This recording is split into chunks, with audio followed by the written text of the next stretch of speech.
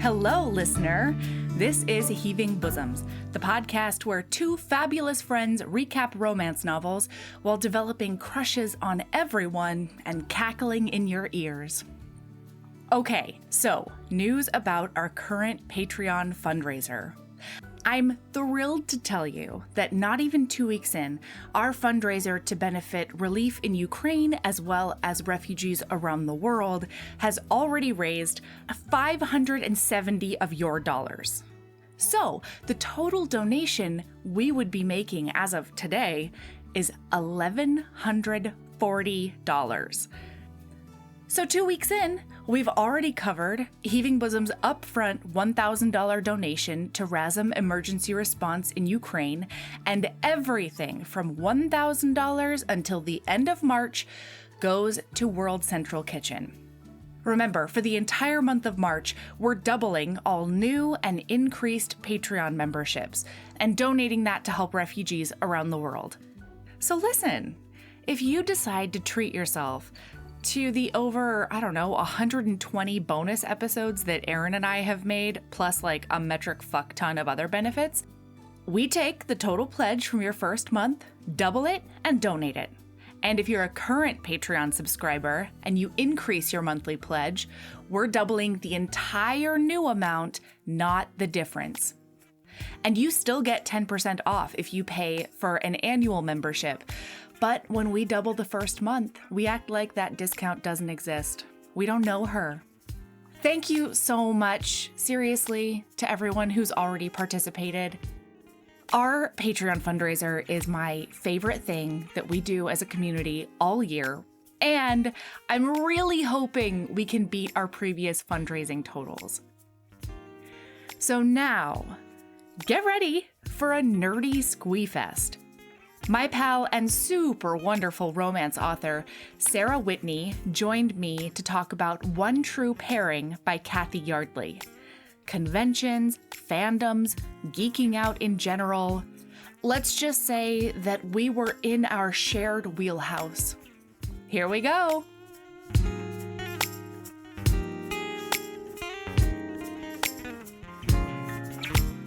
Oh my God, it's Sara Whitney. Hello. I am so excited to be. It's been too long. I think the last time we were talking about Crash Landing on You, it's been like months, years. No, I hate it. I think it's been decades since I've seen your face. I don't like it. So, no, it's not cool. Agreed.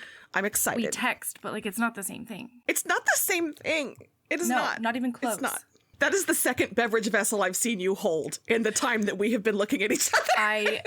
I have so many beverage vessels all the time. Some of them caffeinate me, others hydrate me. Some of them are just for taste. Y'all, she just held up a third vessel. I just have the one. You're much more efficient than I, Sara. But you're much more hydrated than I am. That's what matters. It's true. So I'm coming to you on a snow day. It's a snow day here. We have above average porn lengths of snow, like 8 inches of snow, 9 inches of snow out there. I'm in my heated electric fur throw. Ah, me too. Yes. Isn't it you put it on your lap and it's so warm and cozy? Yeah. It is game changer. Seriously. Oh my gosh. I'm literally wrapped in mine. I wrap myself up in a burrito and then I sit. And it helps a lot. I love it so much. I have to keep mine kind of fanned out on the floor because when I look down, I will have multiple cats on the heated floor part. They love it. And it keeps Sara, them off of my laptop. I'm a giver. I love cat hair on everything I own. It's great. I mean, it has to be that way. All right, but you are going to have a release we have to talk about. It's serious business. It is serious business. It is snowing right now, but by the time this hits the airwaves, my next book will be out in the world, and I am so excited.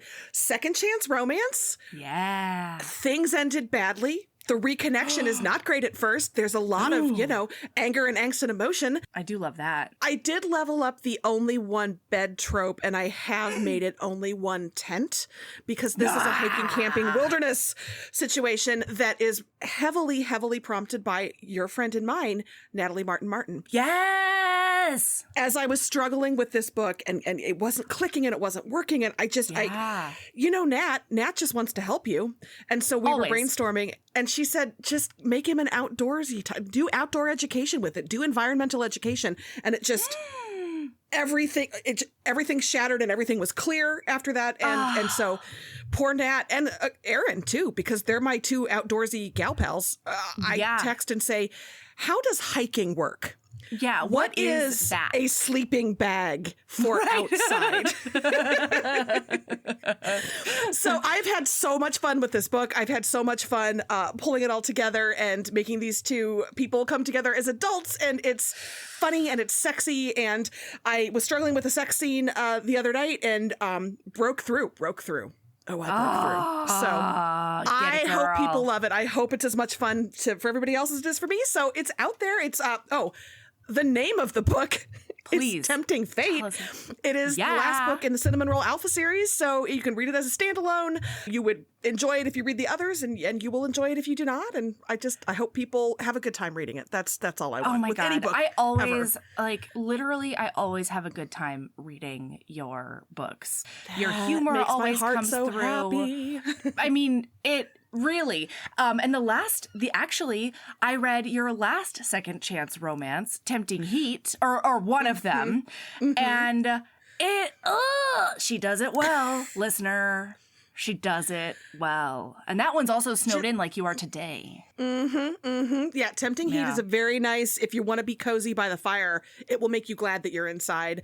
And Tempting Fate, which is the new one, is much more outdoorsy, nice weather. If you want to imagine you're feeling the sun on your face on a day like today when it's just nonstop snow, it's going to be a great book for that. So, yeah. But thank you so much for that. Just if anybody feels better having read a little humor and a little chemistry and a little sparks, that just makes my day. The banter, it's a bantery. Always. The Sara Whitney banter should be like trademarked. Ma'am. Okay, stop recording. We're done. It doesn't get any better than this. The end.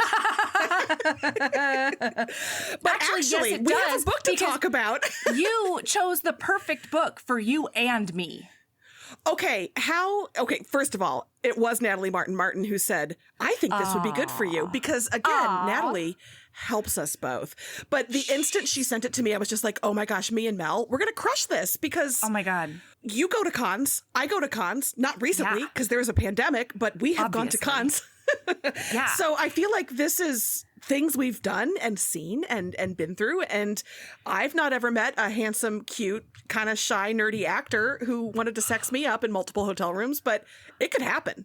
I believe it. I haven't, but it is now on my list. Bucket list, for sure. My bucket list, my bucket list, the whole thing. Yeah. The whole thing, yeah. The whole thing. So we read One True Pairing by Cathy Yardley.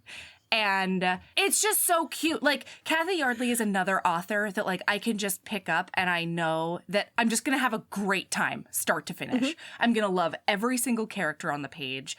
It's like, she's just, she's so good. So we open up and our nerdy, delicious, hot AF actor, Jake Reese, is at a VIP event, like in between panels at a con for his new show, which is Mystics. It's sort of like a supernatural Mystics. Yeah. I definitely, as I was reading in my notes, was just like, this sounds like supernatural. And then they started saying literally in the book, kind of like supernatural. And she just nailed the vibe. Nailed it. Oh, yeah. I mean, she always does. So, okay, so he's at this event. He does not want to be there because he is awkward. And, like, usually people start asking him about his dad. And, like, he doesn't really even know his dad. And his dad is, like, this big-time actor. And he's just, it's weird. And then the ladies start getting a little too frisky. A little feisty. Little grabby. Yeah, and by that we do mean some sexual assault happens. It is uncomfortable to read, actually. And honestly, in this chapter, I felt a little bit like, I've been to fan events. Oh my God, is that what the actors think when they look out at the crowd? And then I thought, no. The first chapter was a little rocky in terms of, is this going to be how fans are portrayed in this book? Cathy, we're in good hands. She smooths things out. We see the amazing side of fandoms by the end of it. But this chapter, I was just like, oh, that redhead is aggressive. Ugh. Yeah, it's bad news bears, really. So it gets Actors to the point are chased. Pockets are ripped. Yeah, they rip his pants pocket off the back of his butt.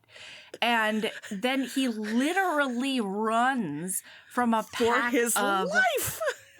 I mean, wow. So he ducks into this coffee shop and dives behind a counter. And the super hot rockabilly barista is like, what's happening right now? And he's like, please just cover for me. I'm good. And she sees like the racing women go by and then stop and then pop in and be like, have you seen a ripped actor run by at all? Like his clothes are all disheveled. And she's like, no, haven't seen anything. I would have noticed that. Oh, yeah. And she's like, oh my God, I didn't notice until this moment. But it is the guy who stars in Mystics, a show I actually do like and watch. And she kind of doesn't know what to do with herself. Who would? Okay, so I actually wondered this. If the star of your favorite show comes running into your place of employment and is like, hide me, would you immediately recognize that as 1995 David Duchovny, the star of my favorite? No, I absolutely would not. I feel like you would have to do a mental shift to say, you look a lot like, oh, you actually are. I just wonder how often actors are out in the world and people are like, oh, that kind of looks like, but it couldn't be. So yeah, I totally get her being a little slow on the uptick to be like, wait a second. Oh, you're really him. Okay. Yeah. That actually happened to me at a jazz bar in New Orleans. What's his name? The guy who was in P.S. I Love You and a bunch of other stuff. Gerard Butler? That's the one. Yeah. So he was standing there. And I was like, oh, it kind of looks like Gerard Butler. Cool. Like, trumpets. And then I saw a bunch of people going over to him and, like, asking for his autograph. And the poor guy, because, like, he's just trying to listen to some bluesy jazz, you know? Like, he's just out on a Saturday night jazz? like everybody else. Yeah. So he's, like, holding his beer and he has to, like, move it to his other hand and do that. And he was very nice about it and blah, blah, blah. And my friend was like, oh, my God, are you going to go over there and, like, ask him for an autograph? And I was like, no. I'm going to leave the poor man alone. Yes. I'm going to let him be a person in the fucking wild. Jesus, everyone. Anyway, so yeah, it is one of those things where you're like, interesting. All right, cool. And then you just like move on with your life. Exactly. So she looks down and she's like, OMG. And he's like, thank you so much. Because she does a big misdirect. She's like, I think he ran 5 miles down the road in that direction. Yeah. I think he might have actually gotten tractor beamed up into space. You're never going to see him again. You're not going to find him. He's gone. Gone foreversies. So he stands up and he's like, that's never happened before. I don't even know how to deal with it. And he turns around to like make sure they're gone. And she sees his ripped pants. And she's like, okay, first of all, that's horrendous. Second of all, why do I know that he wears striped boxers now? Oh, no. That's going to stick with her. She's not going to be able to forget that, nor should she. No, not at all. No. So she's about to get off work, and he's like, okay, I'm going to like try to get an Uber or whatever. And she says, ooh, this place is like real small. You go out to the front where you meet an Uber and all of them are going to find you. It's over. It's all over. Yeah, you're caught at that point. And she's just saying this to be helpful. She's not like fishing for anything or anything like that. And he's like, oh, so wait, if you're leaving soon, does that mean that you might be able to drive me over to the Con Hotel? And she's like, well, I have another shift. Like I work 2 jobs. I'm a professional lady and I have to go deal blackjack at a casino now. So no. And he's like, but you said it was so close. Like, please. She's not that far. He's doing a big puppy dog eyes on her. Oh, no. And she succumbs, as anyone would. The fact that she said no in the first place is astounding to me. The fact that she didn't immediately rearrange her entire schedule. Life? To put him in her car. Yeah. Absolutely. Oh, my God. I live at that hotel. That's so weird. That's Jake. So I actually was just going to be driving around aimlessly for the next hour, and I would love to put you in my vehicle. and make you part of that. Yeah, it's so funny. Although I also would be thinking about, oh my God, how bad is my car? How many empty coffee cups? How many discarded pairs of like winter gear? Is there a rogue tampon somewhere? There fully is a rogue tampon. It's rolling around. It's probably out of the wrapper by now. I gotta just throw it away, but it's in my car. We should, but it's there. You know what? Tampons are great fire starters, so don't throw it away just in case you do get stuck in the snow. For nosebleeds, fire starters for the snow. You know what? That is not in the advice that we've been getting about the winter storm that we're having right now. It's all like cat litter and water and flashlights. Nobody ever says extra tampons. Wow. Yeah. Wow. All right. Well, that's the patriarchy. Irresponsible. Yeah, it's true. Yes. Fucking patriarchy. So as they're walking out, it changes to his perspective, and he's like, "Oh, golly gee willikers." She's so pretty. Yeah. And like also awesome because he loves that she's just treating him like a normal fucking human because that's what he is. And he's like, she's awesome and she's so confident and she's really hot and like her style is incredible. I think she's wearing like a leather jacket or something that he cannot get over. I think and he's just like clearly vintage. Yes, they're they clearly are the coolest couple in a 100-mile radius in their vintage battered leather jacket, him with his like stripy boxers peeking out, her with her gothabilly makeup. Oh, I love it. Seriously. She's got pin curls and everything. Or maybe these might be victory rolls. I don't know at this point. They're big. They're over the top. They work for her. She's just... They're so good. It's a level of effort that I have so much respect for. So you people who do it, I genuinely salute you. No, for real. It's a calling in life, and I am jealous, but I really support you. So they get to the hotel, and he's like, can I give you some monies? Like, you've been amazing, and you just, like, almost literally saved my life. It was honestly touch and go back there. So, like, I would like to do something for you. And she's like, I don't want money. I don't want anything like that. I'm just helping out a fellow human. And he's like, well, I could get you like some merch or something. And she's about to say no. She's a little bit more like, what? Yeah, but she's like, my sisters especially love the show. And so I don't want the merch for me because like I'm a giver and I'm a sharer, like Sarah Whitney, my favorite author. And so instead, I would love some merch for my sisters, some memorabilias. And he's like, yeah, I'll sign it. I'll do everything. And they go inside and he starts, first of all, he kind of pulls a dick move, in my humble opinion. There's like a huge line of people and he just like very casually like pushes, like not pushes, but just like nudges people out of the way until he's at the front of the line. Excuse me? I'm going to defend him. He has just come off an attack of a mob of fans. So I could see him wanting to get into a shelter enclosed place, right? Like get away from the public eye. But I'm not sure pushing your way to the front of the line, it's going to attract more attention, but it is going to maybe get you to the safety of your room faster. That's the only reason I can think that he would do that. Yeah, I think it's I feel like no matter the hotel lobby, it's got to be big enough to where you can go on the side of the line and just like put your elbow on the counter and wait to be acknowledged, you know? That's like true. There's a different way of going about it. Human bodies aside. Okay. Yeah. That's my thing. So then the manager is like, hi, fuck you. You're not special. Look at this line of fucking people. It's chaos. It's over chaos. Here. Yeah. So he's like, oh, I'm sorry. I'm Jake Reese. I don't really know what to do right now. And she comes in and she's just like, I'm sorry, your whole hotel is sold out because of this man. So like, maybe you should, hit your fucking mark on this one. And the manager's like, oh, I'm so sorry. That is the instant I fell in love with her. I mean, I was on board with her, but when she was like, look at this man. Look at this line. You're not going to make good on this. Oh, so good. Defending this man who is so sweet that he does not want to swing his weight around. Oh, no, he doesn't. Yeah, no, he does. It was really cute. And he's like, oh my God, she can like take care of business. And it's hot. Like he's very competence bonered over here. Yes. And so they're like, ooh, not only are we very sorry for the rudeness that just happened to you because you are now a noticeably important person. Mm-hmm. But we don't have a room for you. We did do a big fuck up. We did a big hotel fuck up on you, mm-hmm. and we're sorry about it. And the whole town is sold out. Everybody. The entirety. Every hotel, mm-hmm. every Airbnb, every mm-hmm. hostel, every possible place that you could bed down a hot young actor, sold out.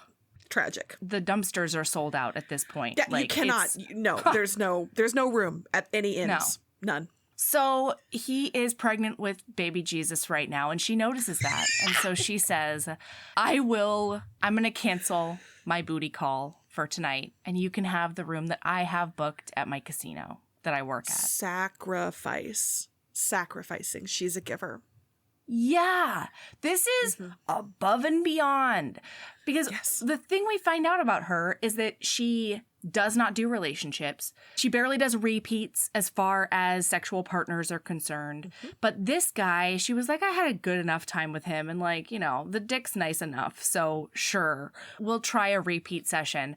But she always gets a hotel room because she refuses to bring anybody home. Does not bring it home. Correct. And so she's like, it's fine. Like, he wasn't that great, And he asks her, like, why do you have a hotel in your town? And she's like, for sex.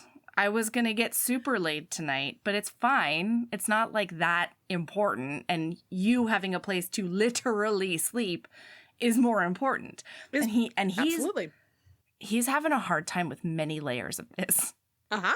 Sara, he is a bit of a Puritan. He's a little puritanical, kind of.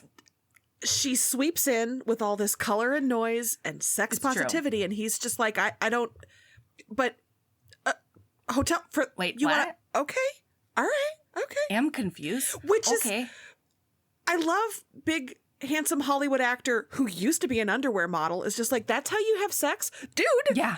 That's how you had sex, I thought. That's how you could be doing it.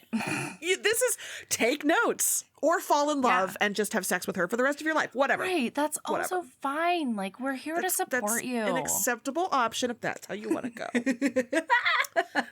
Yeah. So he's like, okay, there is a moment, however, where like she can see that he thinks that she might be a sex worker. And she's like, oh, I'm not, like, it's not a payment situation. Not that, like, there's anything wrong with that, but that's not the situation. And he's like, oh, okay. Like, he's just not firing on all pistons, Cylinders, I think, is the way that mechanical metaphor goes. You know who would know this? Our gal Haley. She knows her cars. God. She knows so much about so much. Sara. She's so good at things. I could never. I literally showed my mechanical acumen just now. It's sad. It's what it is. There are pistons, cylinders, and fuses. Things fire. Phalanges. They do fire. Mm-hmm. There are tanks of things. Plugs. Yeah. Yeah, there are fluid levels that you can check. There's definitely a dipstick. Oh, boy, do I know that dipstick. Yeah. I can change a tire, though, so I just want that noted for the record. Damn. I almost changed a tire when I was 8 months pregnant, but the guy at the tire store told me to shut the fuck up and drive the 4 blocks on a flat tire. And I was like, oh, thank you so much, sir. I really don't want to do this, but I will. That was good advice. I'm glad you took it. Okay, sorry. So he's like, well, maybe if you want to, like, come up to my hotel room and, like, see what you could have had today with the guy. I don't remember why he gets her up there. Honestly, Sara. It did not matter because what happens next? Oh my God. He does this chemistry on her. The chemistry. Oh my God. It's volcanic, frankly. Like, this thing is such a good example of, like, flaming chemistry from start to finish. Like, there's never a doubt about how these people feel about each other. But also, it's a really good example of, like, we're doing stuff, but then we have to stop for reasons. And like, they're actually good reasons. And you're like, God good damn reasons, it, Cathy yes. Yardley. Stop plotting Yes. this so well. I don't like it. We have Haley trying to figure out why she's reacting to him like this. And her actual thought process is, men do not make me nervous. I make men nervous. But here we are. And I loved that. And then she talks about his voice being like chinchilla. It felt like a chinchilla mitten, all soft and sensual and something you just wanted to rub up against. His voice is a chinchilla mitten and she wants to rub on it. I loved that. It's so good.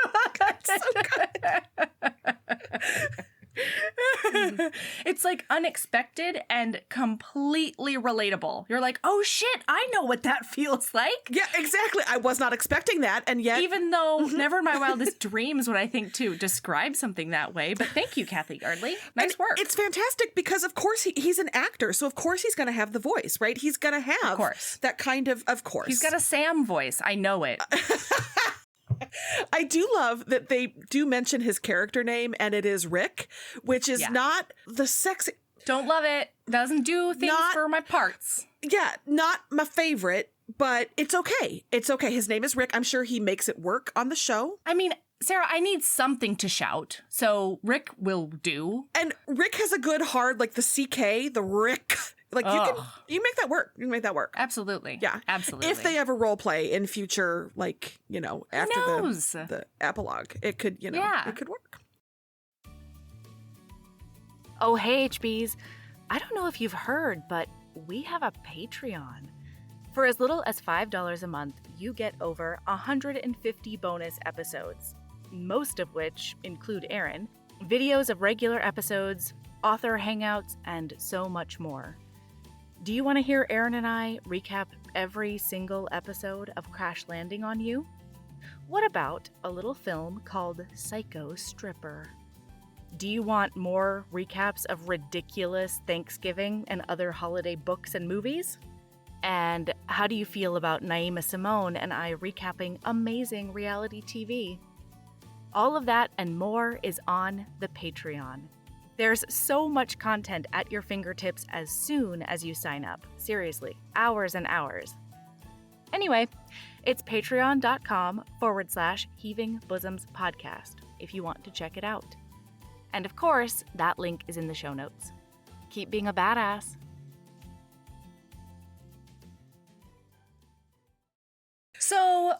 So they do a big makeout, and it is hot. It is hot.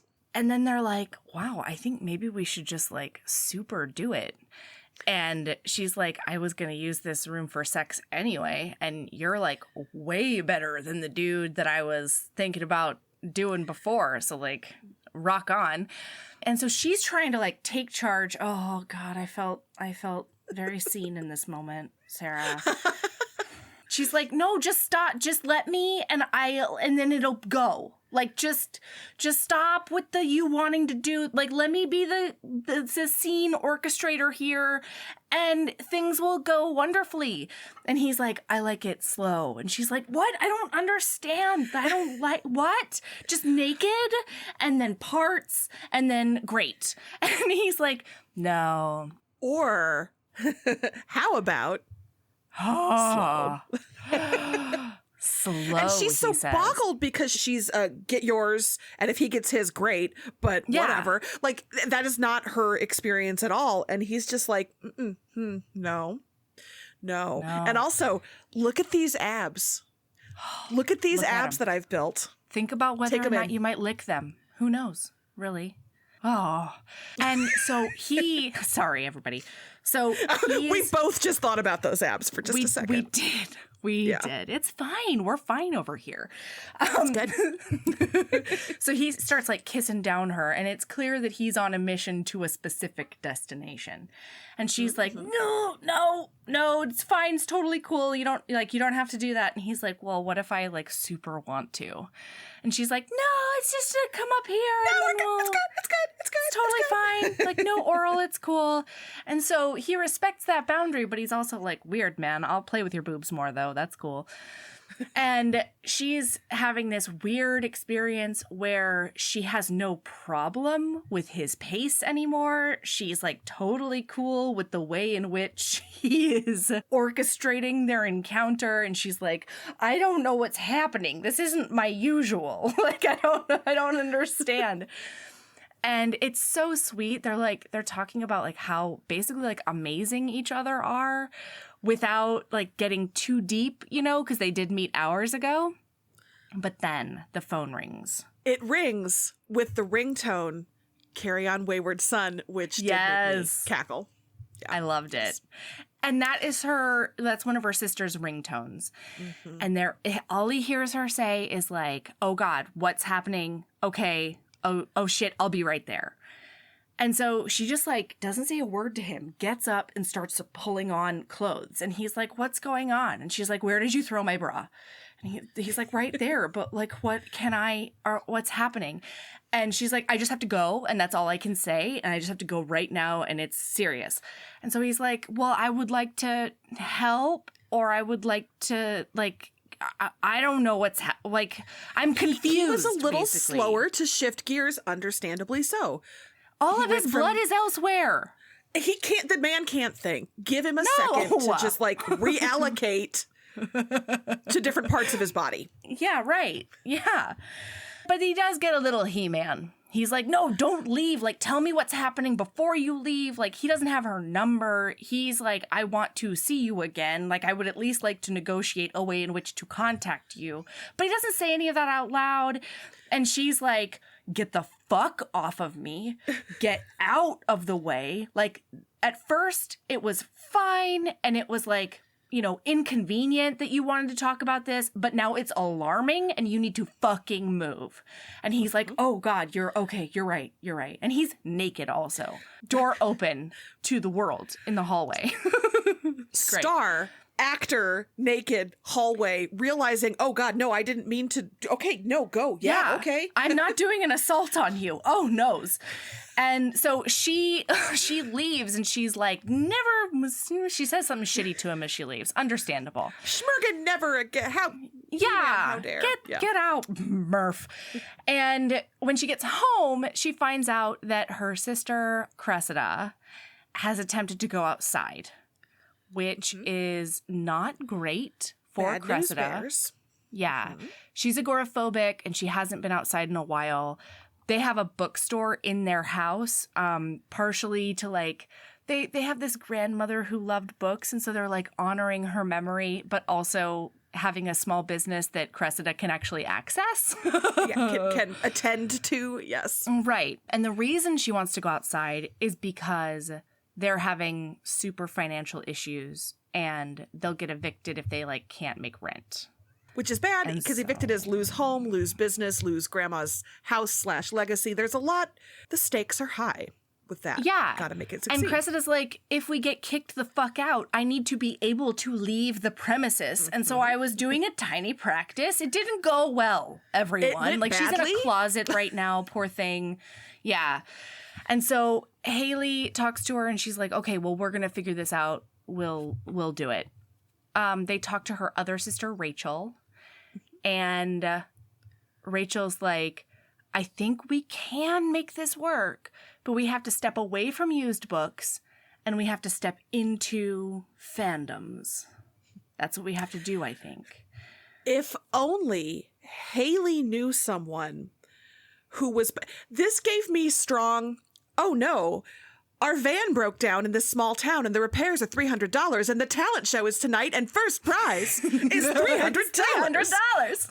And you see how it's slotting into place and you're there for it. You're there for it. If only I knew someone I could invite into our store to bring fan attention to our struggling small business.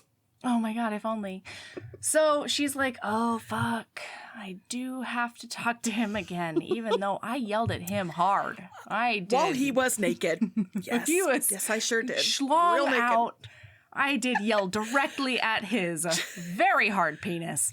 I don't know what to do. His Adonis belt was right there, and I did scream at it. So the next day, he is at the con talking to the boys because he's one of 3 on the show. And the other 2 boys are like very close and they're adorable because they worked on a show together before. Huge fan favorites on screen, off screen, really cute chemistry between the 2 boys. Yeah. Really great supporting cast. I want spin-offs for every single person, including the bodyguard who comes in later. Vic needs to find love. Vic, the bodyguard who looks like Tom Hardy as a Terminator? Jesus Christ, put it in my veins.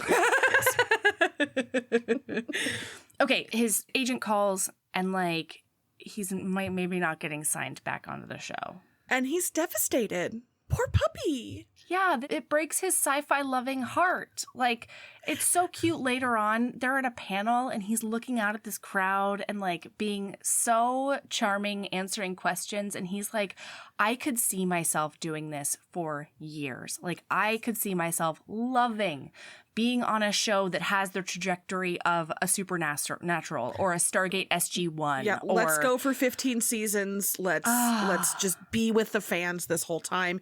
That's all he wants. Yeah, he doesn't really give a shit about anything else.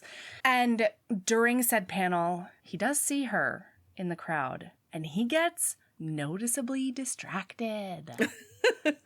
It's real cute. Imagine the ego boost for her to be in the crowd and be like, oh, I'm sorry, did my face and body do that to you? Mm-hmm. Did I drive you to distraction? Can you not do your job right now because I'm so sexcellent? Because of my pin curls and my Gothabilly eye makeup and my... At this point, is she wearing some kind of tight red dress, floaty skirt? Like, it's all of it is so good. She might be wearing a pencil skirt and a sweater, like a fuzzy sweater that like I can't even wrap my brain around. Oh my God. So a fan is like, hey, I heard through the grapevine that you're not getting renewed. And Jake is like, are in public. What's happening? Who's talking like this? Hate it. And he's like, I haven't gotten any information like that, but I'll bye. And they end the panel. And so he's backstage hoping that she'll like come see him. And there's this girl who's like very seriously trying to get into their green room. And she's like, no, I'm on the list. I'm definitely on the list. And the bouncer's like, you're super not though. No. Like, you're not. And then he sees Haley and he's like, oh man, I know you. You deal blackjack. And she's like, yeah, name's Haley. I want to like see Jake. I don't know if that's possible. And he's like, oh yeah, you're on the list. And the girl's like, I'm sorry. You didn't even look at a list? Like, where even is the list? I would like to see you produce it for me. And he's like, I don't have to look at it because there's literally one name on the list, and it is Haley Frost. It's Haley's. Oh my God. Fucking swoon, Sara. Swoon. He had one person on the list and he didn't even know if she was going to be there, show up, was speaking to him, but he put her name on his one name list.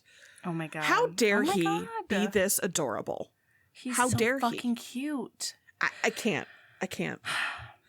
So she goes back and the other boys fuck off. And he's like, oh my God, thank you so much for coming. Like, I really wanted to apologize to you for last night. You were completely right. And I was like in a weird headspace and I was trying to be helpful, but that doesn't matter because it did come off creepy and awful. And I'm really sorry. And she's like, aw, that's kind of the best. Apology. Nice work, man. But it also makes her feel a little guilty because she is there to ask him for something. Uh-huh. And Haley's the best. And so she's like, I just have to be transparent. I do forgive you, but I'm also here with a goal. And he's like, I do also need something. Yeah. And he like shrivels a tiny bit. And it's sad, Sara, because like he has a stalker also. People are either stalking him or using him or firing him lately. And Jake's not having a great week. you know? No. So he's like, what is it? Like, I just found out that I need to like, my whole life is up in flames. What do you want? And she's like, well, I was wondering if you might do an appearance at my struggling family business. And he's like, listen, I'm already on thin ice with the producers. I might not get signed again, and I can't do unofficial appearances. It's not okay. And I don't want to like fuck up the rest of my career since I'm already on thin ice. And honestly, it was reasonable. It totally I totally get it. And it sounds like his management are a bag of dicks, and they're not going to want him to just go off and do unsanctioned promo. Right. It makes sense. As far as conflicts went, super reasonable, super realistic. He wants to help, but he wants his career, and he did just meet her, and he is hot for her, but what are you going to do? Yeah, priorities, man. And so she's like, wait, why are you on thin ice? And then he does pull a dick move, and he says, are you actually asking? Like, do you actually care? And she's like, yes, dick nose. I am. Like, I don't, in what world have you experienced me to be ingenuine? Like, I would just fucking leave if I didn't want to know. And he's like, you watched me leave last night. You know I will storm out. You watched how good I look walking away, sir. Okay. I will do it again if I want. Yeah. I'm even wearing a different outfit. Okay. It'll be different. Better and hotter. Ass view. Yeah. And so he's like, I'm sorry, I'm on edge, blah, blah, blah. He talks about needing to up his Q score, which is like an entertainment thing I don't know anything about. I think it's made up. I think nobody knows what it is. We just talk about it and nobody really understands it. And let's just like the stock market. Perfect. Yeah. So it's all made up, Sarah. The rules are made up and the points don't matter. Yeah, no, it's all accurate. Made up.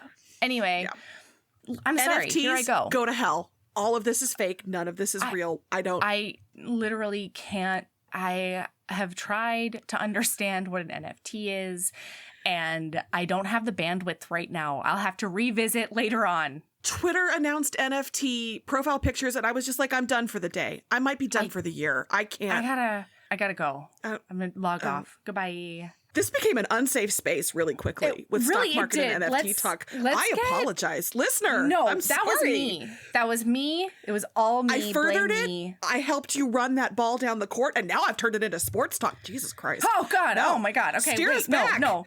Abs, butts. Abs. Jake's abs. Okay. Better. We're recentered. Are we going to lick them? That is our biggest worry right now, Sarah. What do we want? Abs. When do we want them? Now. All the time, frankly. Okay. So where the fuck are we? Oh, so she's like, I know how to fix your Q score. Yes. You should date a fan. Pretend to date me. And he's like, oh. I don't see any other fans around here. How about you pretend to date, I don't know, me, maybe? It seems like you only have one fan on a list on your list. Exclusive. So he is dubious about this, but they work it out. They decide that they're going to fake date. And he does have some puritanical hangups and some sex worker adjacent issues. And so he says, I will do this on one condition. We can't have sex. And at first she's like, like that. I don't understand why those two things have to be related. But then because of a past we'll tell you about in a minute, she says, oh my God, it's because you don't trust me. And he's like, what? No, that's not. What are you talking? And she's like, no. Never apologize for protecting yourself. It is the right thing to do all the time. And I am fine with it. Sexy boundary you just put up, man. I'm going to leave now. Goodbye. And he's very confused about how and why she just got so fierce about the overall principle of protecting yourself and the things that you value. But he's like, I'm going to roll with it. I think it's fine. Yeah, this is going to be fine. So I love that she framed this. I have read my share of fake relationship books. I have written my share of fake relationship books. I love a fake relationship. I have not seen one framed explicitly as we're going to run a con. We're going to run a con on the media. We're going to run a con on your fans. And just as she was putting it like that, I loved it. Amazing. Yeah. Not just a fake relationship, but I am a grifter. I have a grifter past, and we're going to run this long over this week that we're here for the con. Yeah. Also, can I just say, this book, Cathy really could have done more with the con thing. They're at a convention, they're at a con, and they're running a con. How did she not con it? I love a pun. How did she not? Who's on joke. First? That situation. Con you're at the right. con. How, like, the self-control it took to not do that? Teach me, Cathy. How did you? I know, right? Not just go full speed into. She's so good. She's so good. Yeah, so she does have a grifter past, and she sort of alludes to it during this conversation. She's like, yeah, we're going to run a con. And you're right. There's nothing that I love more than a fake relationship, unless it's a fake relationship that you turn into a caper. And then I'm a goner. I love a caper. Do you want to do a heist? Do you want to run some plays on somebody? Yeah. Oh my God. They're to on be the real grift, strategic. Sarah. On the they grift. got their marks. Oh, they got Listen, that is the extent of the lingo that I know. Yeah, right. It's all we need. So the next day she goes back. And he's like, so what are we doing here? And she's like, well, we have to be obvious without being obvious. And he's like, you're the worst director I've ever met. It's very cute. Fair. Yeah. And she's like, no, we have to act like, you know, we have incredible chemistry and we really want to talk to each other, but we can't. But we can't not because we're so into each other. And he's like, that's going to be super difficult for us to do. Like, not even close. And so they do end up like getting followed into a hallway where she kisses up on him in a very sexy way. And they get caught by some fans. And it's super strategic. Also, she's got her head on a swivel for the right paparazzi who's going to be hungry for that shot. So she's working the angle. She's assessing. The fan thing was brilliant. That whole oh, you caught us kissing. You can't tell anybody. Though, like, we were trying to keep it on the down low. So if you would not tell anybody. Like, if you could just, like, be in on this secret with us as a favor to us. And, for me, of course, that doesn't work out. And and so then a couple more times, there is a paparazzo the next event that happens. And so she has to get him into a good mood because he's having a very hard time where he's like, I am so fully into this. Anytime she looks at or touches me or like speaks in my general direction. And it seems like she can just turn it on and off. And I don't understand and I don't like it. But it's a complete misunderstanding on his end because she cannot handle herself. She's like, get it together, Haley. You need to be a professional. You're a grifter now. You're doing a grift. You agreed. No sex. You're on the job. Got to do it. Yeah. Right. And there is a moment where he's like, hey, so when you were doing the cons in your past, was it like this? And she was like, no, I stopped when I was 13. Like, no. In his defense, he did not know what age she stopped. How would he know that? How would he know that? Right. But yeah, she was a little horrified. Like, dude, how dare. He didn't know. He was just asking. Right. But it did have a sex worker shaming undertone that I wasn't super about, but it's fine. It did. Nobody can be perfect. You know, everybody has their flaws. Yeah. Everybody has to, he has to have room to grow. Right. Right, exactly. So the next time it happens, she like takes him into a kitchen or whatever, and he starts kissing the hell out of her, and he starts like doing a jaw nibble and a neck suck, and it's good. It's good. That's real good. He backs her up against a wall, and his thigh is in between her legs, and there's just a lot that's happening, and she cannot handle it, and she's just like, oh my God, like just do whatever you want, but like don't stop. And then he stops, and he's like, okay, she left. And Haley's like, what? Who? What are you talking about? And he's like, the photographer. The photographer's gone. That's why you brought me in here, right? So the photographer should get some shots. And she's like, yeah, that was completely the plan. But the photographer, that's why.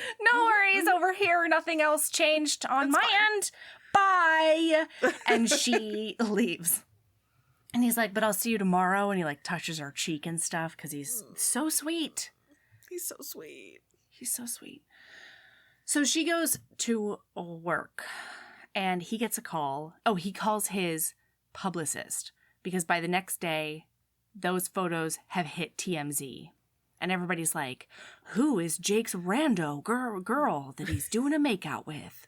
Isn't that a succinct headline that I just came up with? It's like verbatim from the book.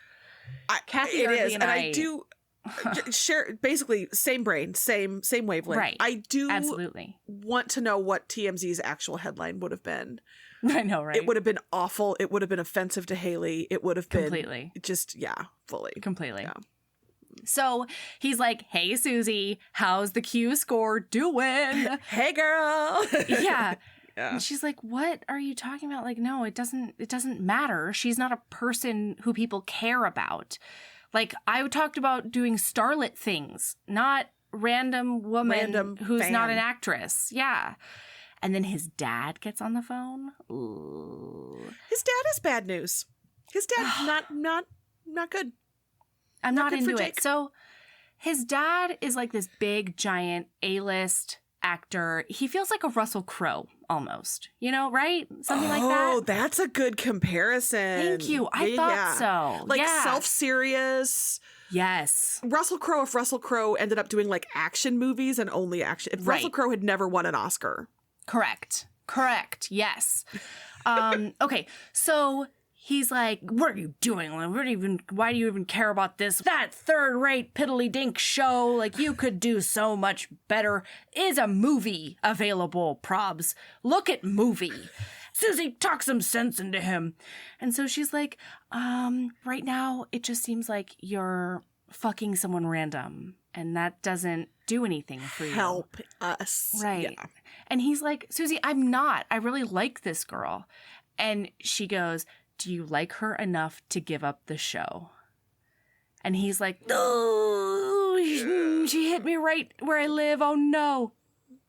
But he spins this in a way that neither Susie nor his dad saw coming. Because he can't get enough of this woman. Like he doesn't think this, but like deep down, it's because he refuses to give up this grift. Because then they wouldn't be together anymore. So he calls her while she's at work in the coffee shop, and he's like, hey, we need to be in love. And she's like, lots happening, many inputs, big line, I'll call you back. And then she does get fired from the coffee shop because she's so overwhelmed that she snaps at a douchebag. Who deserved it? Hey, HBs. I started an Etsy store. Did you know? Right now, it's full of all the St. Vincent items you need. Because St. Vincent is thoughtful and cozy all year round. We've got a book sleeve to keep your books, planners, e-readers, or really anything else safe when you're on the go. The inside is fuzzy, and they feel so incredibly lush in your hands. I went round and round with the manufacturers to make sure I had just the right thickness. Those feature art of St. Vincent and Evie during their carriage adventure that was painted by the amazing Mayara Faraz on one side, and then I created a St. Vincent Would Always wreath on the other side that has a bunch of little Easter egg items in it. There's a St. Vincent Would Always warm brick enamel pin. It's like, if you know, you know. I designed a special edition Marriage of Convenience candle that is specific to Devil in Winter, with the help of HB Jen at Post Pouring Company. It combines dark amber for St. Vincent and rosewood for Evie, and it smells so delicious. It's hard to even wrap my brain around. So if you want to treat yourself or be the St. Vincent you want to see in the world by getting a care package for a friend, check out our Etsy store. The link is in the show notes. So she goes over to his hotel and she's like, okay, I think we did maybe lead us astray because I think that what you need to do is hang out with fans. Like, I think if you want to sell the love thing, then, we can't do an engagement. And he's like, I was thinking maybe public declaration. And she's like, no, do you want to be Tom Cruise on a couch? No. I love that. You know what? Okay. Loved it. I have mixed feelings about real celebrity name drops in books like this. And this one is crawling with them. Chris Pratt comes up multiple times in a way that I'm like, Hated it. Yeah. So yeah, I think that's the risk of this is that this was published in 2017. What happens with those celebrities between now and then? You never know. This Tom Cruise reference was chef's kiss. It so really good. Was. Because that's infamous. Infamous. That's going to be in the time capsule that aliens find, you know? And they will then destroy us from outer space. As they should. Could they be like, that much enthusiasm directed at us? No, thank you. No, Fire I don't like the lasers. Yeah. So he's like, "Ugh, okay, I did get assaulted." And she's like, "No, it'll be different. It'll be different. They're not all like that." So they go down and they join like this impromptu dance party. And then Pocket Ripper is there though. And she comes up and like throws her arms around him and he stiffens up. And he's like, "Oh my God, help. Like, this is Pocket Ripper." And she goes, "You need to unhand him right now." Like, she steps in just like she did with the manager. And she's like, "Let him go." And the lady, like, is she perma-drunk? She looks over at her and she's like, "Just because you fucked him doesn't mean you own him." And she's like, the woman who's currently manhandling him. What? Yeah, ma'am. And so she's like, "No, I absolutely don't. But you were at the VIP event and you assaulted him and you need to let him go." And everybody's like, "What? What did you do? Like, what did you do to him?" And she's like, "Oh, it's no big deal. Like, I bet you've had worse, sweetie, right?" And he's like, "I did not like it. I didn't like it." Like, he gets all tense and a little bit small. And he's like, "I didn't like it." And so then she leaves in a huff because they're like, "That is super not cool. Like, that's sexual assault. Assault at cons. This does not happen. Yeah. There are rules in place. We do not do this. Mm-hmm. It's not okay." And then she's like, "All right, well, now that that's taken care of, let's dance." And she gets everything back on track, and it's super cool. She just, like, leaves him alone so that he can have some FaceTime with the fans. It's perfect. And he's such a dumb, dorky dancer, and it's so endearing, and he's so bad at it, and he's having such a good time. This was a great fan chapter. This was where everything I was weird about in the first chapter, I was just like, nope, this is my experience with cons. This is my experience with fans who love the show and the actors and the characters, and it was so lovely. It was just so lovely. Yeah, it what really a great was. Chapter. It really was. So he actually talks to a couple of ladies who run a Mystics blog, and they're like, "How did you guys meet?" And so he tells them the real story about the VIP event and him hiding behind the counter. And they're like, "Wow, she seems really nice." And he's like, "No, she's awesome. Like, he's so genuine while he's talking to them, more genuine than I think he would even want to be in front of Haley." And then he's like, "All right, well, you know, if you ever want an interview for the blog or whatever, email me. I got to go dance with my girl." Oh my God. Oh my God. Imagine being that Supernatural fan and like Misha Collins is like, anytime, hit me up for your blog. Let me know. Stop it. It's so good. Die. I would die. So then they get back to the elevator and, because they do a big smooch on that makeshift dance floor. Yes, they do. And they get like hooted at a tiny bit and they're like, "Oh, we're doing a big blush." So then they get to the elevator and he's like, "Oh my God, we're alone, but I just like her so much." And so he goes halfway and then she meets him with their lips and it's a makeout like crazy. And she's like, "What am I doing? There's nobody here, but like, oh my God, I just like him so much." And he's like, "You have to stay with me. Like, please stay."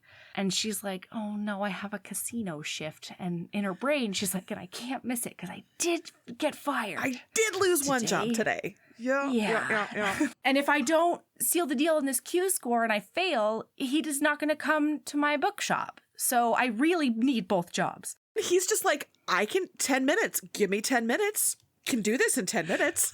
No, well, she's okay, like, no, "I have it a was shift in an sexier than hour." that. It was sexier than that, yes. She says, "I have a shift in an hour." And he says, "What I want to do with you will take much longer than an hour." And she says, "Yeah, but I don't want to miss out on the time we have together."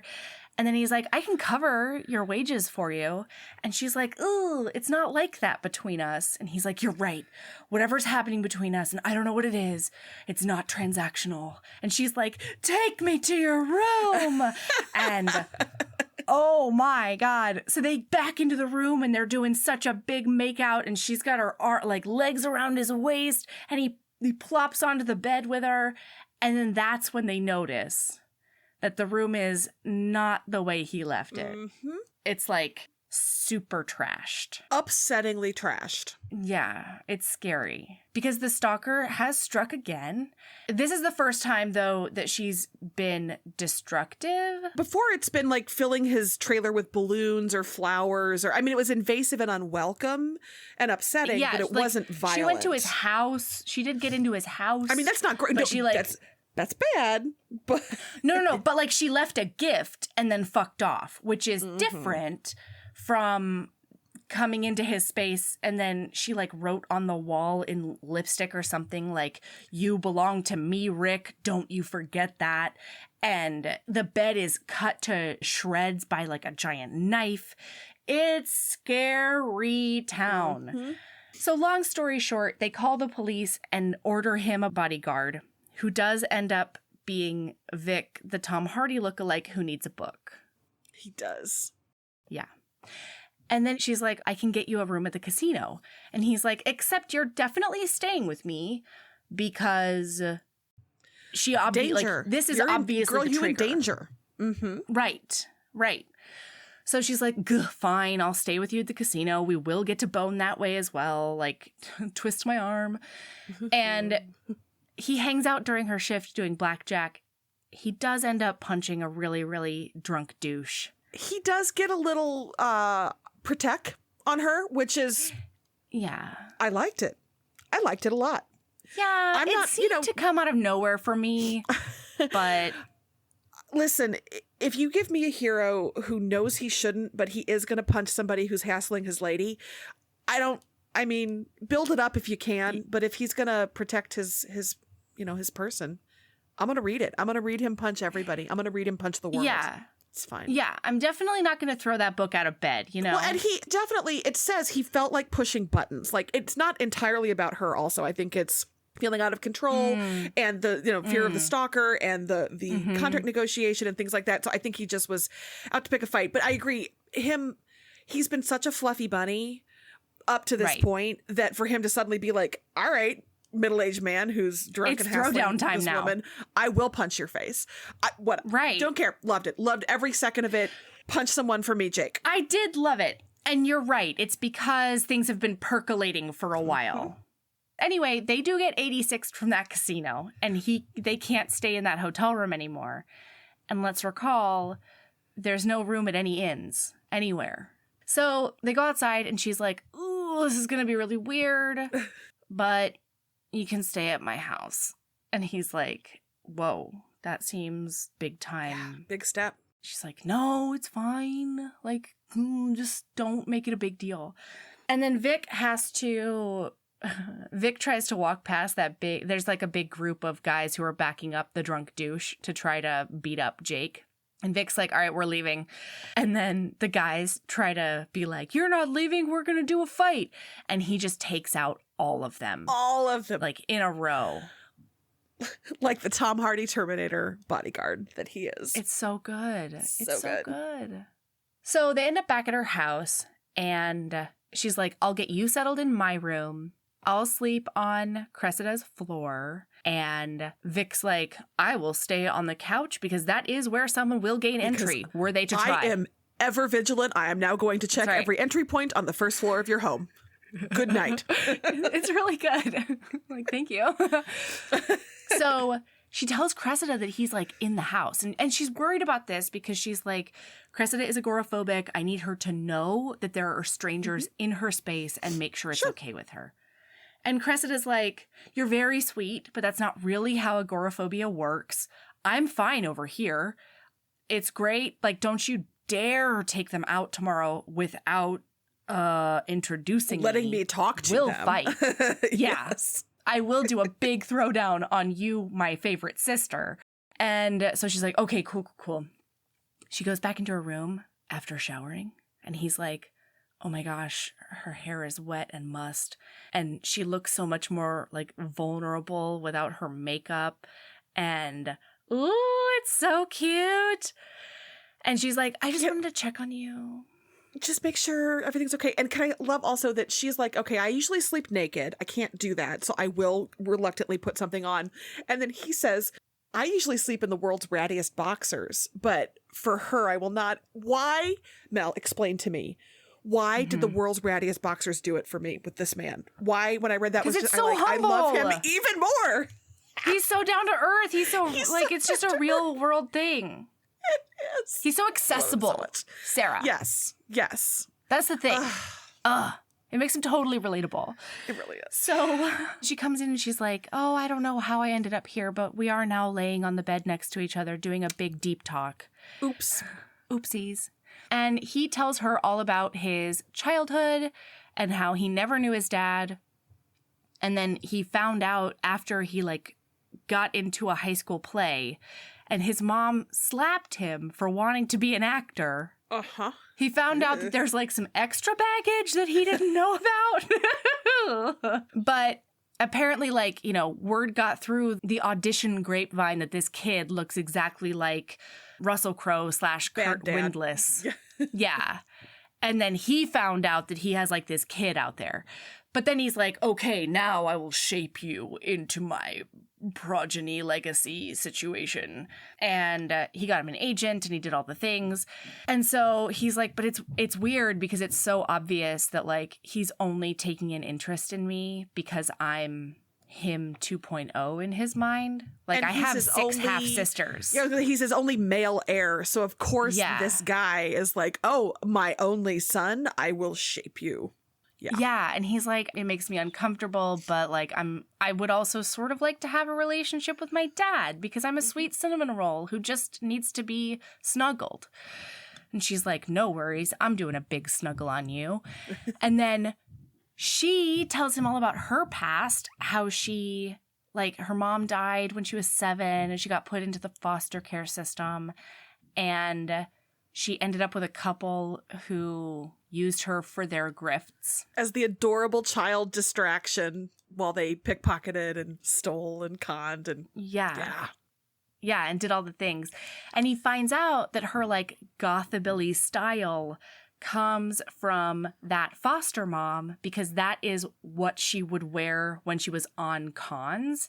So that when she was just normal sauce, not doing anything, nobody would recognize her. And he's like, oh my gosh, this is her armor. It's hot as fuck. But it also serves an emotional, psychological purpose.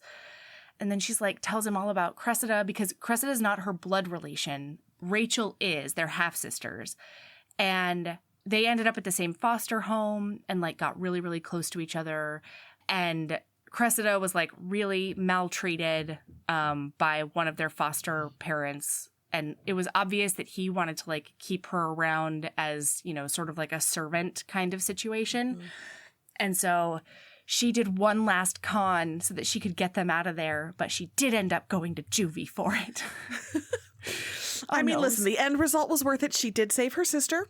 What's a little juvie between sisters, That's what I'm saying, And that's so, the core of her person is, I will do anything to keep my sisters safe and happy and well.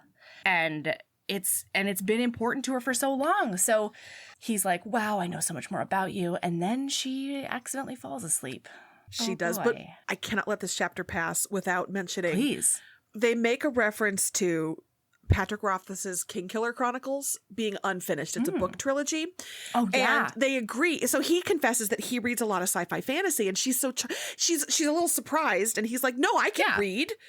Jake can read. And she's like, no, I just didn't think that you would like sci-fi fantasy. And he was like, oh my God, Patrick Rothfuss, when's he going to bring out the third book and the final book? We're waiting.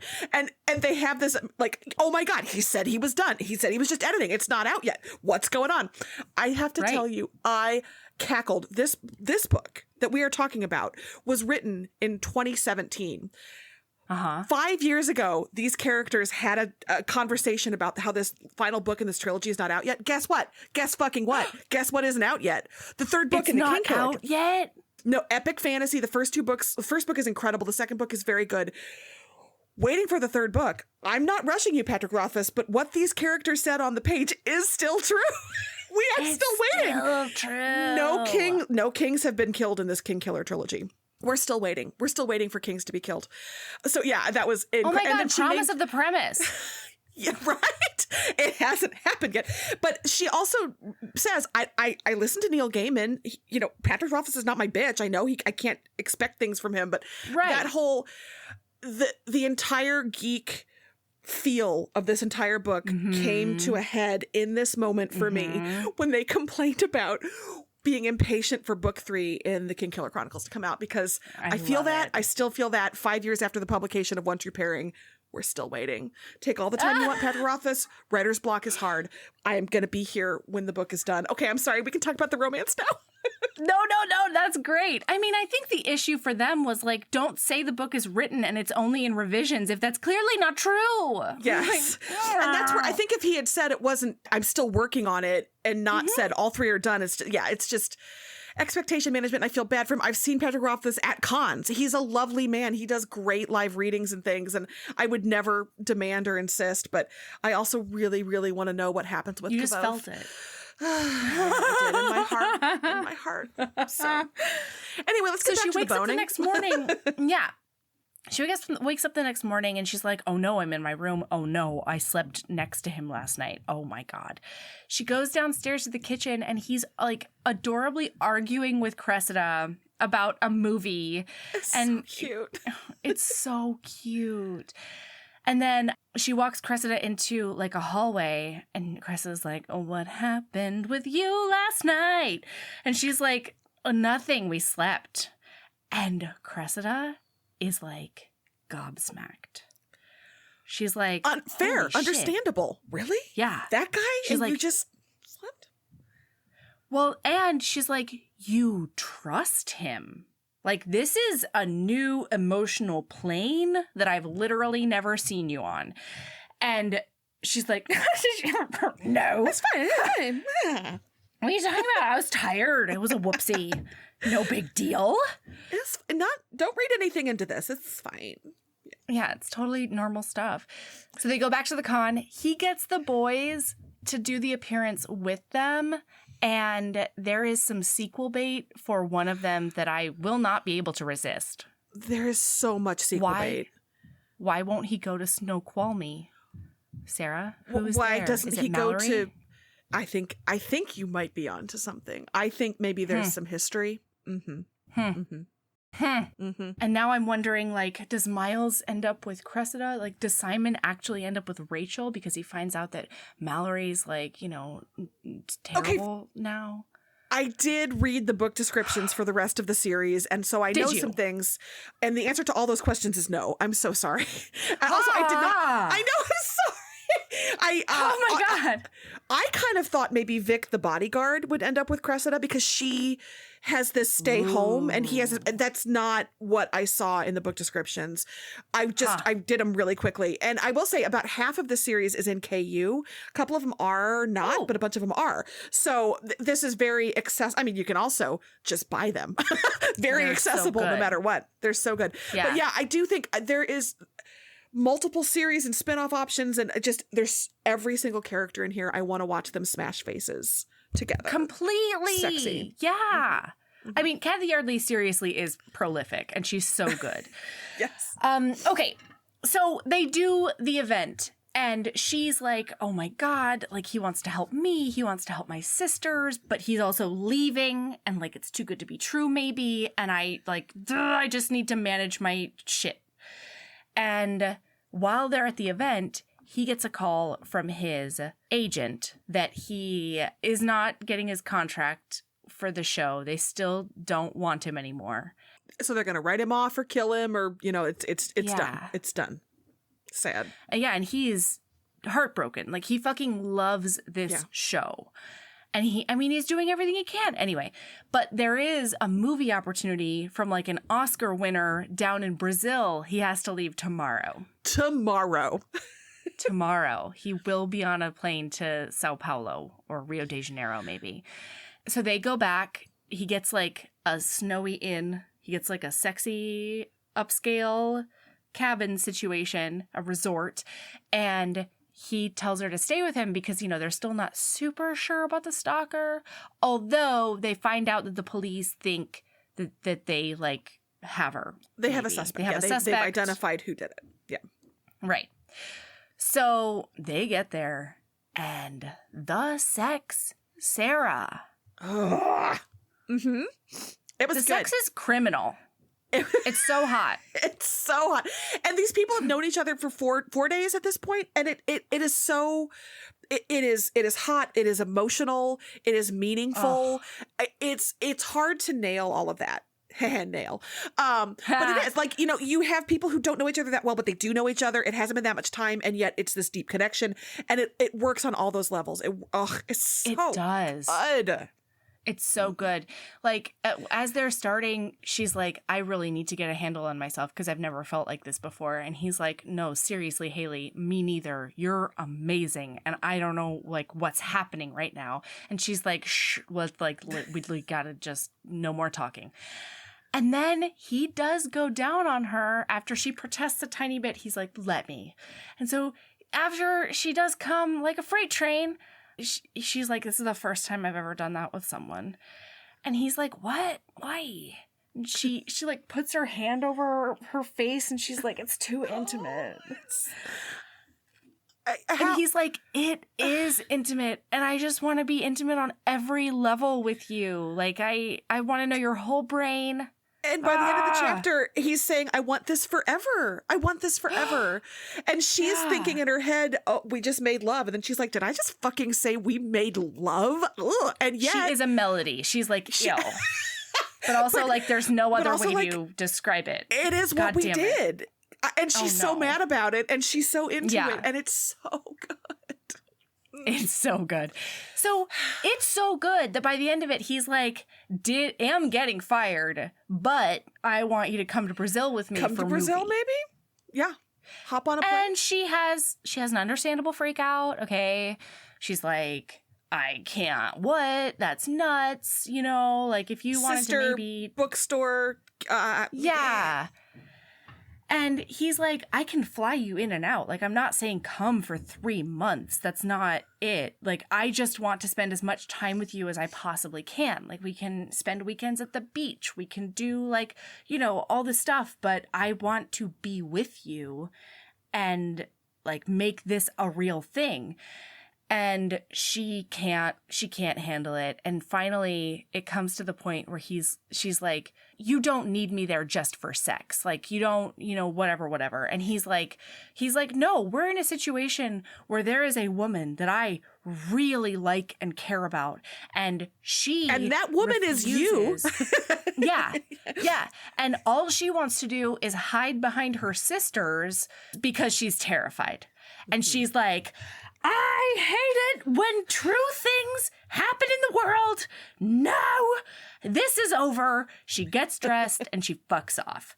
And she's like, how dare you? I hate it. But then she has more fighting to do, Sara. So much more fighting. Listen, she's got to work. She's got a lot of stuff to get through. She's got a lot of stuff to work through. Yeah, she does. So she goes home and Cressida gets it out of her that he wants her to go to Brazil with him on and off.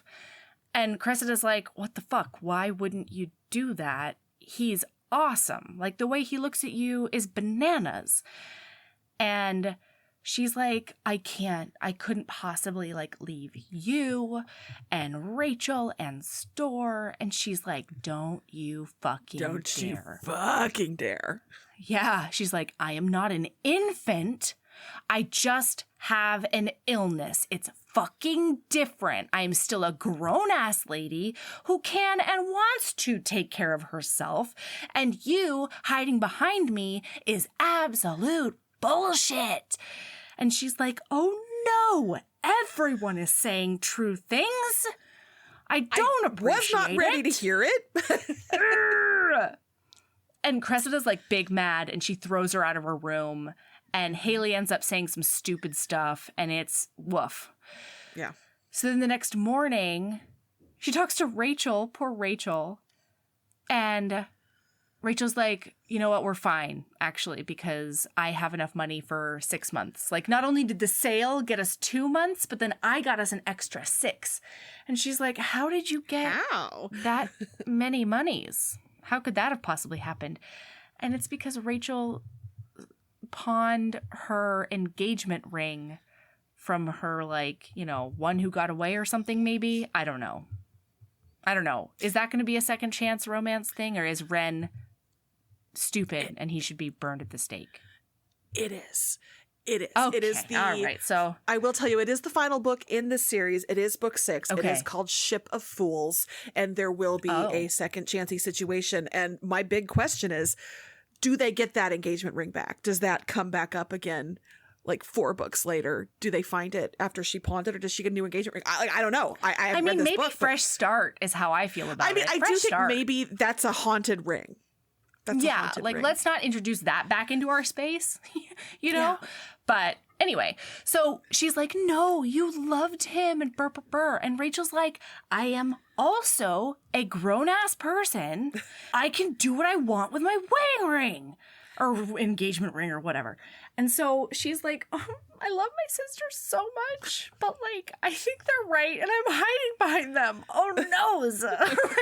I could have gone to Brazil with that really hot man who really likes me.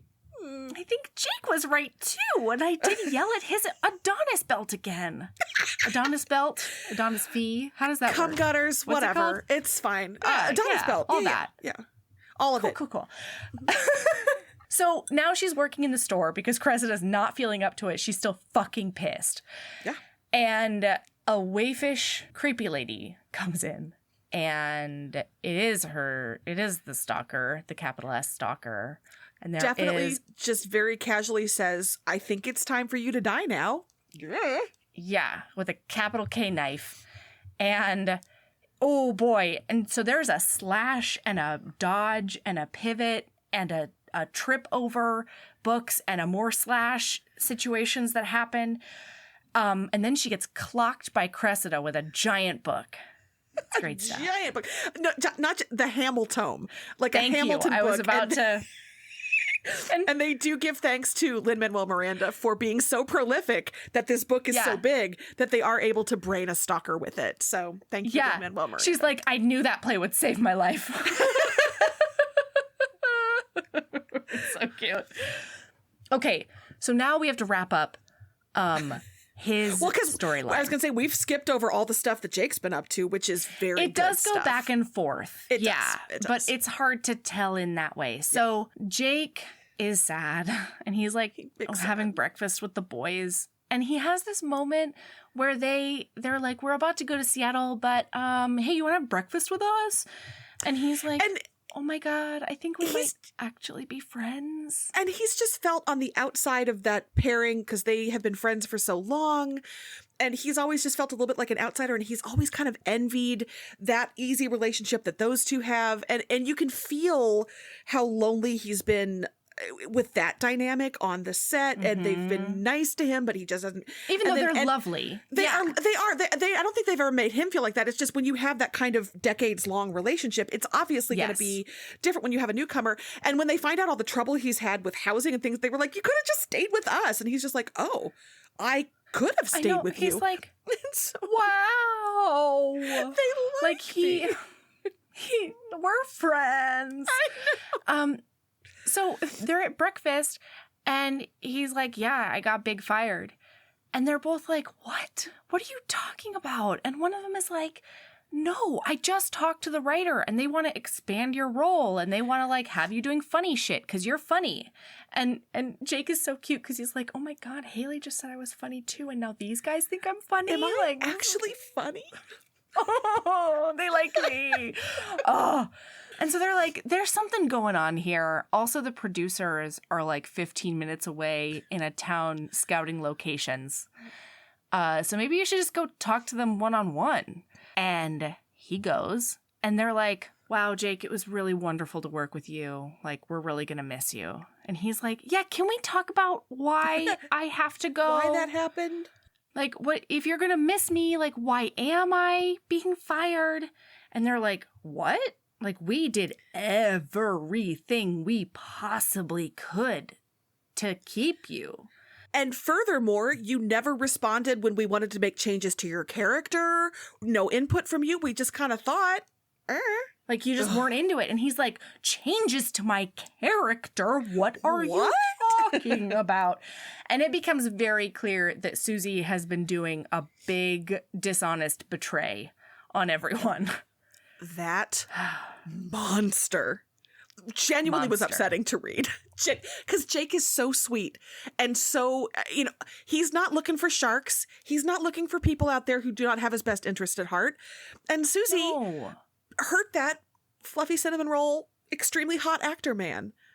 How could you, Susie? And like, more than that, like, I don't know. It makes me so mad because he very clearly wants a particular life. Like, he very clearly has such different priorities from his father. He does not want to become his father. And we find out later that Susie has basically been working for his father on behalf of Jake. Yeah. And so did you also do a big melt when you found out from him that he just kind of wanted to be a park ranger? He just really likes hiking, and he just kind of wanted to be a park ranger. And, and also all he wants to do is just be on the show and be in Canada or Seattle and just have a life. And Susie has been just working against him, against his express interests. It's really also, is that ethical? Like, that feels, is there a code? Can you be disbarred as an agent? I genuinely want to know that. That feels like you have a fiduciary duty to your client, right? Yes. A lawyer would never, so I don't know if agents have a similar, I don't know, man, but we should look into that. I mean, so many agents are also lawyers. They're like, a lot of agents are entertainment lawyers, and that's like their job. Anyway, so he gets signed and he's like so fucking over the moon. And he's like, you know what? Not only am I signed, but they're moving the shoot from Vancouver to right here in Washington, 25 minutes away from her house. And so I'm going to go get my girl and I'm going to talk to her about being together. Then he does find out that she was attacked. So he goes to the hospital. And then an amazing scene is walking into her room. She sees him. And moments later, the nurse comes in. Holy shit, what's going on? Your heart rate went crazy. Are you okay? And then she sees Jake and is like, oh, no, I get it now. Okay. I get it. I'm gone. Cool. Enjoy. I'm going to shut this door. I'm going to stand outside to make sure nobody comes in for a little bit. Y'all good? Yeah. It's really cute. And the best part of this is a stroke of genius by Cathy Yardley. She doesn't let Jake talk. And so she's like, listen, you were right. I really like you. And I talked to my sisters, and I couldn't be gone forever because they are my priority above all other things. But if you still want me to, I could commute to Brazil every once in a while. That's a hell of a commute. Good for her for making that commitment. Thank you. Agreed. And so he's like, bada bing, bada boom. What if we didn't have to be in a long distance relationship? Would you want to be in a relationship at all? And she's like, yeah, defsies. What about not long distance? And he's like, am show in town forever. We're gonna go on hikes and smooch and stuff. And it's so cute. It really is so cute. It really is so cute. He's helping her put bookshelves together. And I love that he was struggling a little bit with the IKEA bookshelves. Baby, do you see these bookshelves behind me? With my own hands I built, not hard. I just love that Jake would be like, I got this. I got this, baby. The directions are confusing, but I got this. Oh, bless your heart, worries. You sweet baby angel. You sweet angel man. Great? I love it. And so as the one thing I love and hate, and I'm really mad at Cathy Yardley about, is that they go upstairs because they're gonna do a quick bone while her sisters are distracted. And he's like, I thought you didn't bring sex home. And then as she's getting undressed, she says, I don't.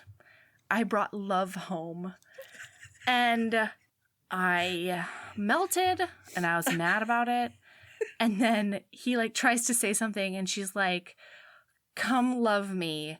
And I'm still mad about the fact that I was fine with that line. Okay. I was okay with it. And Cathy Yardley, I feel like only you could make me okay with that whole interaction. I loved it. It was lovely. It was the character and the growth, and it all happened so quickly, and I was there for all of it. It never once did I think, is this making sense? No. She had me, and she brought me along. Can I also say, I have not been able to stop thinking about it. This is so outside of the romance. But at one point, when all the sisters are at the house, they're plotting the rebrand. They have the friends over, friends clearly from previous books and things like that. And they described a hot alcoholic drink that I have not been able to stop thinking about. Tell me everything. She added tequila to the cocoa as well as chili powder. A trick she learned from Tessa's book 1. It wasn't as good as Tessa's. It never was, even though Tessa swore she wasn't keeping secrets, but desperate times called for desperate measures. Tequila in hot chocolate with chili powder. I need to... And here's where I say, friend of the pod, former guest host Tanya Melendez, longtime friend of Mel and Aaron both, stays with me off and on. She's getting her PhD nearby. When she's on break, she comes and stays with me. I would happily drink coffee for breakfast and lunch and then only stop working when I was so queasy that I had to put something in my stomach. Yes. When she is with me, she just shows up in my office while I'm writing with a sandwich, with homemade guacamole. Sometimes she'll come upstairs with hot chocolate that is so silky and luscious and whipped creamified. And I try to do it myself and it's never as good. So I know she's listening to this. Tanya? Yeah. Tequila, cocoa, chili powder. Chili powder. I have all this in my house. Can we make this work? Let's do a quick conference on it. And I don't know how that all works together. If any HBs have ever tried it, I would love to hear your tequila hot chocolate recipes, please. Because I have been thinking about this hot drink since I finished this book. Oh my God. Oh my God. Yeah, Tanya is such a caretaker and I love her so goddamn much. And I hate the fact that we haven't lived in the same state for years. Did not mean to brag about the fact that I do have hot and cold running Tanya just down the road. Okay. So, you know. It's okay. I feel blessed. I just feel so good for you, really. You had your time with her. I have my time. Yeah. Yeah. All right. What's your lady love? Oh my! Is it Tanya making that drink for you? You know what? My lady love actually is the friends who nurture us. No, genuinely, my lady. I feel like I've talked about it in this episode. Natalie, who gives support and advice and cheerful encouragement, and Tanya, who, you know, feeds. I'm going to say body and soul, and I'm going to feel cheesy saying it, but. You know, but like Cathy Yardley, I'm going to say it's true. But I hope everybody has those people in their lives who, whether it's food or whether it's encouragement or whether it's a text message checking in, I am so blessed with the people in my life. A lot of them that I have met because of and through this podcast that you have created. And I hope other people have that too. So lady love is lady loves, honestly. Yeah. Lady loves, they last forever. They do. Actually, speaking of lady loves who we met through the podcast, my lady love is tiny notebooks. Because please hold one up right now. Please show me a tiny notebook. Oh, don't worry about it. Okay, so Chickaloo Kate, who, like, you know, randomly emailed us, and she was like, can I do merch with, you know, heaving bosoms? And we were like, oh my God, yeah. Sure. She sent me a whole bunch. Like, not only is there tits out. Oh my God, that's adorable. Yeah, there's Queen Bird. Look at that shit. Look at how great that is. She sent me a slightly larger one that's like all our catchphrases on a library card situation. I love it. And then she sent my kids, I brought these down because they've been obsessed with them. She sent my kids like bats and sloths. Oh, and they're so cute. And they've been so nice, and being able to just like have this tiny thing that I can be like, oh, I need to, you know, or oh, this is an idea for, and it like helps me stay organized. it helps so much, and they're so accessible.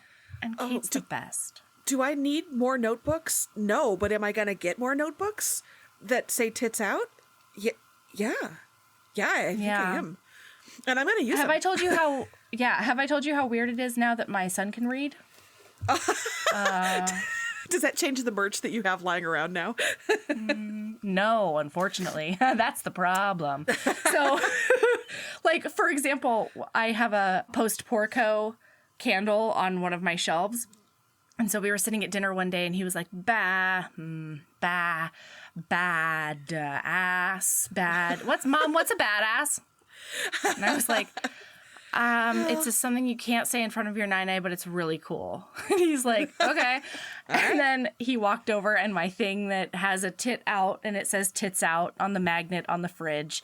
And he's like, Mom, why does that lady have her boobs out? And I was like, well, it's just, what she's into lately. And he's like, okay. He just like takes things totally at face value. It's fine. I love it.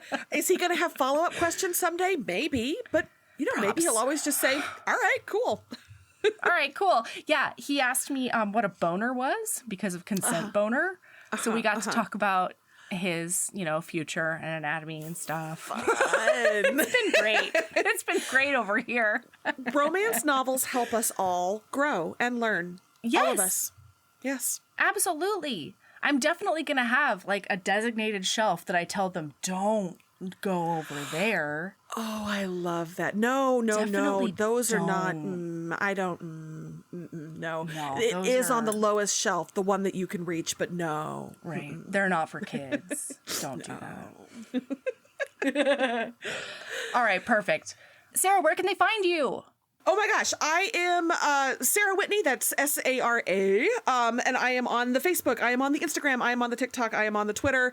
I'm not as present as I want to be because the more I'm on social media, the less I write. And so I do go through waves, and I have been finishing a book. Yeah. And I don't get to read as much as I want either. My romance reading has fallen behind as I write. But I would love to connect with people on Facebook in a reader group. If you go to my website, sarawhitney.com, I have a free novella that you can certainly get if you sign up. And Tempting Fate is available now at all the retailers. And I would love it if you would pick it up and let me know what you think about my second chance chemistry romance. So yeah. So good. I'm so glad you learned what a sleeping bag was for that, I'm so glad I was able to stretch, expand my horizons. Apparently when you hike, you need wool socks. Wool is important. I know. Things that I have learned. So we all every day learn something new every day, and I think that's great. And I want to thank Nat and Aaron for that, frankly. Yeah. I'll also link all of your stuff in the show notes, so they Fabulous. Can definitely find it there. So, keep being a badass. And love yourself as much as you love a chinchilla mitten that you just want to rub it against. God, you want to rub it everywhere. You do. It's chinchilla. It's gotta. All right, bye. Bye.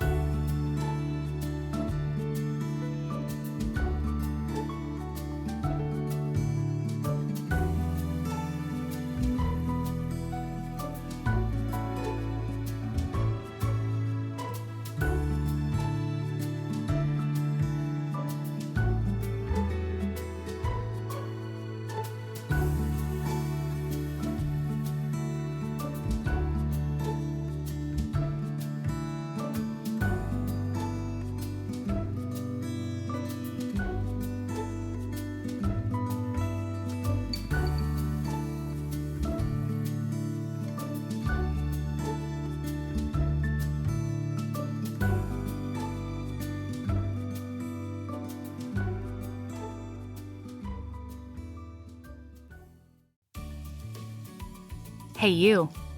Yes, listener, you. Are you loving the show? If so, please leave a rating and review in your podcast app. The 90 seconds you take to say something nice not only helps new people find the show, but it makes me super smile over at HBHQ. Also, I've had a few people ask, and the answer is yes.